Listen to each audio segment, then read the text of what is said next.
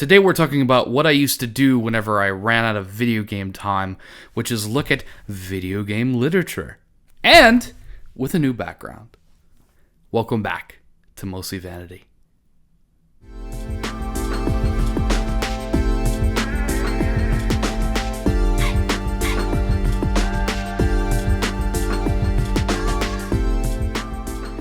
What's up, everybody? Welcome back to Mostly Vanity. My name's Kennedy, and I'm so excited to be here with you today. This is my show called Mostly Vanity, where it's about books and story and video games and whatever else I want it to be about because, well, it's mostly vanity. So excited to be here again. I love making these videos. They're a lot of work because I don't like editing, but I like getting to rant about the things I like, so that's fun. As you can see, my view is a little bit different. I decided to switch up the recording setup a little bit. Not sure how I'm feeling about it yet. I still haven't figured out how I'm doing my lighting. I'm still not completely happy with it. Let me know if you like it, if you don't like it. Lighting is something I've struggled with a lot. I bought these box light things, but I'm not very good at this sort of thing, so it's a little bit of a struggle. I have it somewhat how I like it, but there's still some things I don't like this is glaring really badly, and it's bothering me really badly. There we go, that's better. But yeah, getting used to this new setup. I'm trying to figure out, how to film, where to zoom and everything so it doesn't look weird. But trial and error. So I think this is the first one you guys are going to see with the new background. I do record a lot of videos ahead of time, so probably a couple more of the weekly writing syncs, which I do weekly, talking about my first novel I'm writing right now. Go check it out on Mondays. There's going to be a couple of those that'll be in the old setup, just because I filmed them beforehand. But there's probably going to be a bit from that. But from now on, hopefully most of the videos you see will be like this. And again, I'm going to work out some of the tweaks, but I'm having fun with it, Okay, so today we're talking a little bit back about video games, but also about books. So when I grew up, my parents could tell I liked video games. Why? Because I played them a lot. And they were worried about me getting addicted. I grew up in, the 2000s to 2010s, sort of, well, early 2010s. I was born in 2001, if you can believe it. That's crazy. That's going to psych some people out. But My parents could tell I really liked video games, and I did, but they wanted to make sure I didn't get addicted, and so they limited my video game time to 1 hour a day was my rule.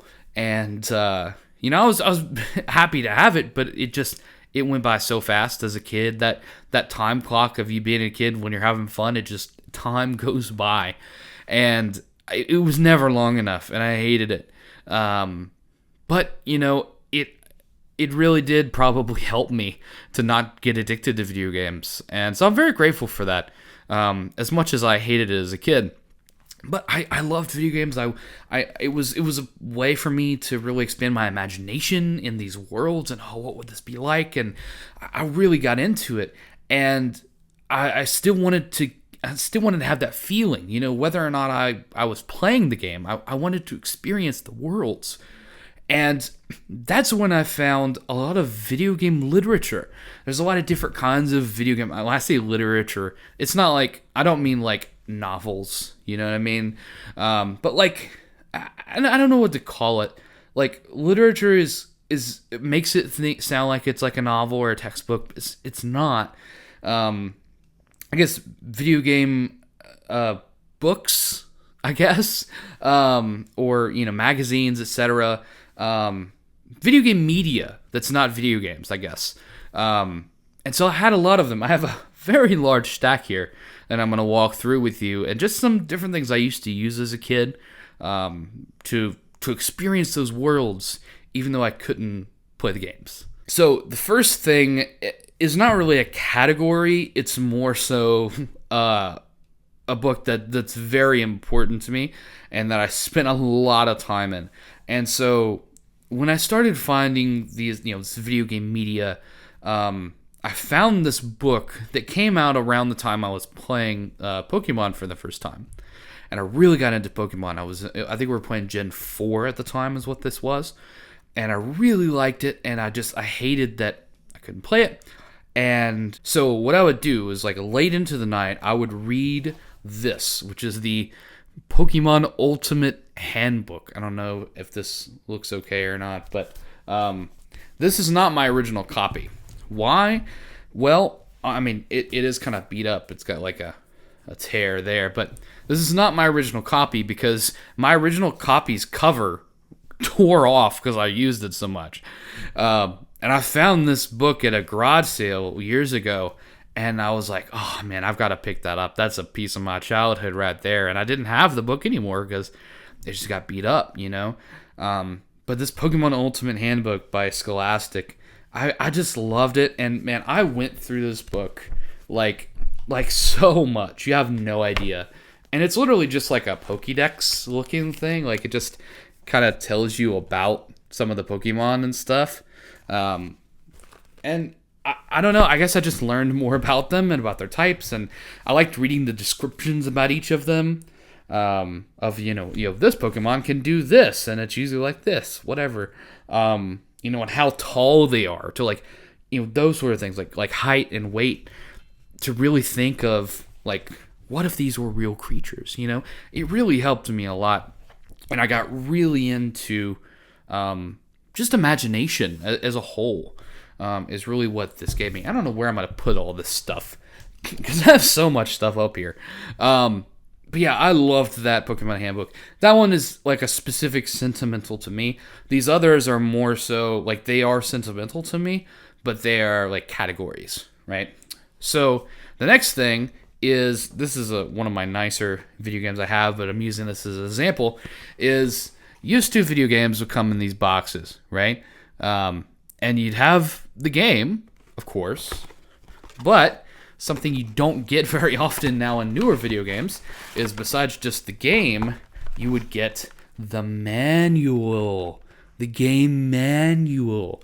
Now, this is not, like, some of the older games, you would have to have these to understand what was going on, right? But like nowadays, at least whenever I was a kid, I mostly read them just because I was interested, looking through them. And sometimes they'd have maps. Sometimes they come with full maps. Like this one has a whole map of the area. This is Super Metroid.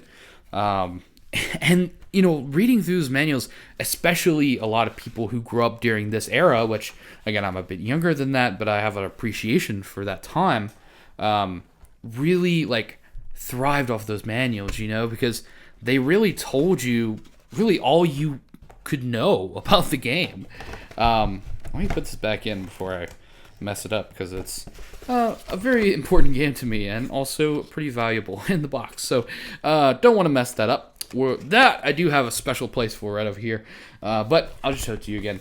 I loved that these games came with manuals. Nowadays you don't see that anymore. Like, games don't come with manuals. Sometimes they don't come with, like, you buy an empty case and it doesn't have the game in it. That's an old man rant for another day. But I don't know. I just loved manuals. I really love, there's a company called Limited Run, and there's a lot of other companies that do these physical releases that a lot of times will have, like, either, little memorabilia, or it'll be its own little manual, even in, like, Nintendo Switch games. And I just think that's so cool, that's my childhood, man. That's what I grew up with. Video game manuals, like, I get, people are like, people don't use them, but man, I miss video game manuals. Those were so much fun. The next thing is what is taking up a big chunk of my pile here, and that is these.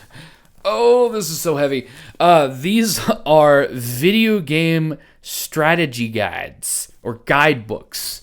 Now, a lot of these I had as a kid. Some of them I didn't. I, of course, have some for Pokemon. This is Pokemon Emerald, which is one of my favorite Pokemon games. I've got Pokemon Black and White. One of them is the Pokédex. One of them is the strategy guide. I read these a lot when they came out. I also have some from Halo. I have Halo 2 and Halo 4 here. Halo 4 is so thick. It's so heavy. Sucks that that game is what that game is. If you know, you know. I've got some other cool stuff here. I've got Zelda Wind Waker I picked up not long ago. That's just wicked to me. I love that. It's got the OG Walmart sticker on there for $14.96. That's so awesome. I love that. And I love the artwork in these too, but they're also really helpful, like guides. And I've used them a lot to find, you know, hidden things, hidden items, or seeing what the options were, you know. It's especially fun if you've already played the game and then really diving in and figuring those out. And there was a lot of like official ones, but there's also like this one's by Brady Games. There's a couple other companies that used to do these. Prima Guides, that's another one. That's the one. That's the one Pokemon Emerald. But there's another one here that I got at GameStop whenever they were trying to promote the game for Pokemon Black and White 2. If you don't like Pokemon, you're probably not gonna like a lot of this video. I just really like Pokemon, so you know, deal with it. No, it's mostly vanity, baby. Woo! No, I'm joking. But this one had a little what is this? Kind of like a comic. So it had like this. I don't know what all you can see. But yeah, a whole comic of like kind of the beginning of this game, really. And then it had some cool stuff in the back of like, you know, here's what to expect. Here's some Pokemon cards. Like, oh, this, yeah, here we go. Look at that Lucario. I love Lucario, man. It's like my favorite Pokemon. But I loved this. I used this so much. And they gave it to me for free. They were giving them out at GameStop. And I just thought that was so cool. But yeah, I picked it up. I wish I had more of them.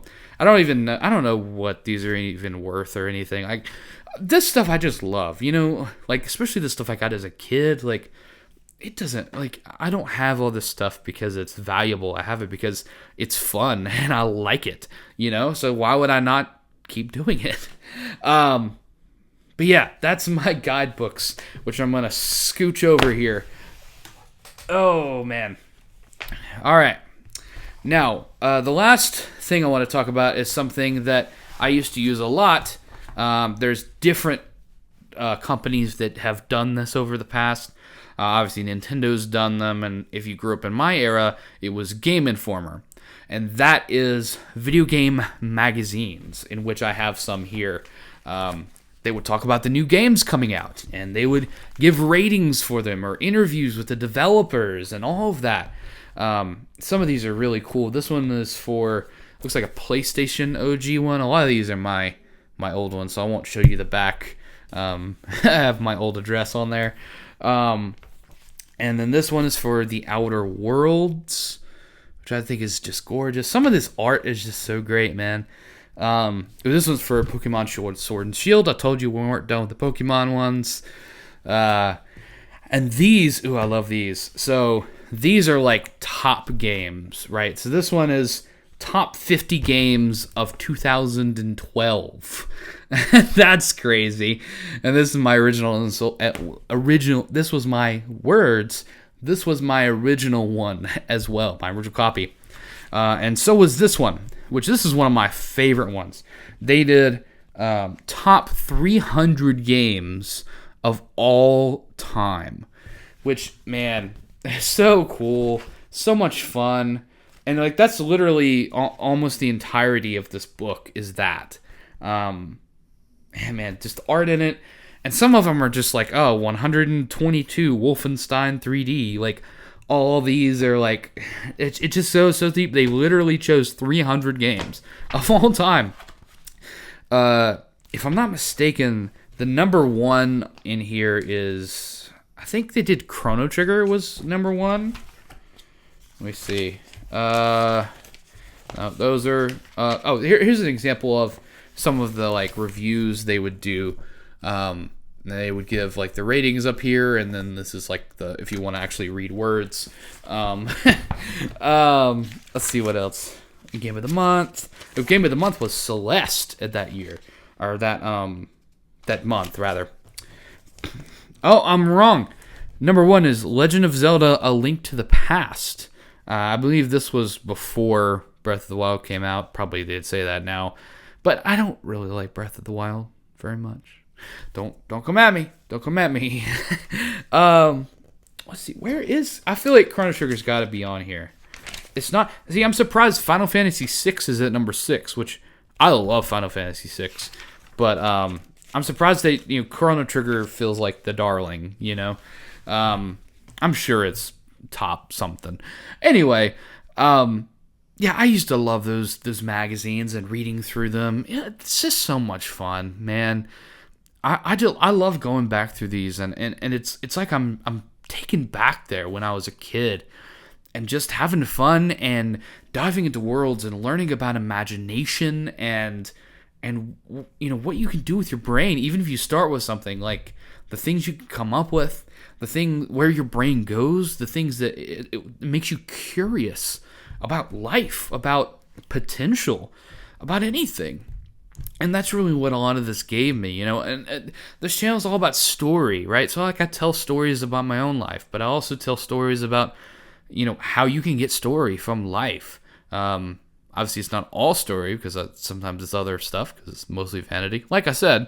But, I always want to come back on, like, what is important to me about this? What is important about the story, about these items that take me back and nostalgia?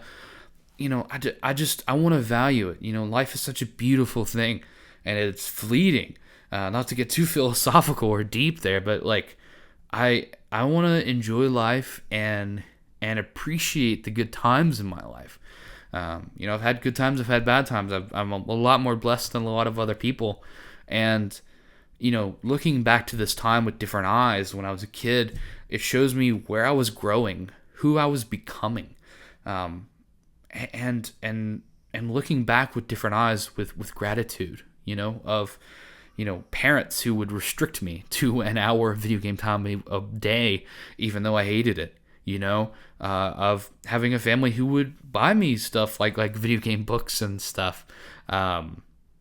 Yeah, I'm just blessed, and that's what story does, is it reminds you of life and of what to be appreciative of. Everything has to come back to gratitude. Otherwise, what are we doing, Wow, this got philosophical. Anyway, thank you so much for watching. Thank you for joining me. If you want to leave a like, leave a comment, whatever else you want to do. I always appreciate the comments. I love responding to you guys. You're always so kind, and I appreciate it. Let me know what you think of the new setup. If I got too far away from the microphone at times, we'll see if I can adjust that in editing, because I know I was like back here for some of it, but hopefully it wasn't too bad. But yeah, thank you so much for watching. I'm so thankful for you guys. I'm thankful for you watching, taking the time, and I won't waste any more of it. So, see you guys later. Have a great day.